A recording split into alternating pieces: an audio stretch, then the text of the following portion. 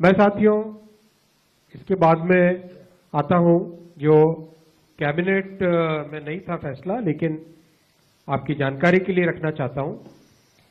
माननीय प्रधानमंत्री जी ने केंद्र सरकार के सभी कर्मचारियों के लिए 8th सेंट्रल पे कमीशन को मंजूरी दे दी।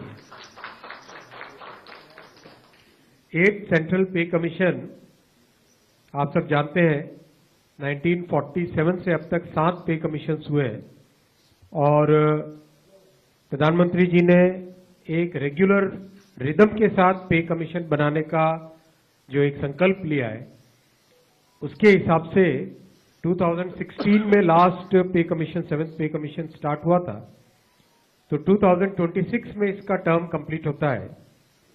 उससे वेल बिफोर 2025 में 8th पे कमीशन स्टैब्लिश करने से सफिशिएंट टाइम मिलेगा so that the recommendations can be received well before the completion of the period of 7th Pay Commission.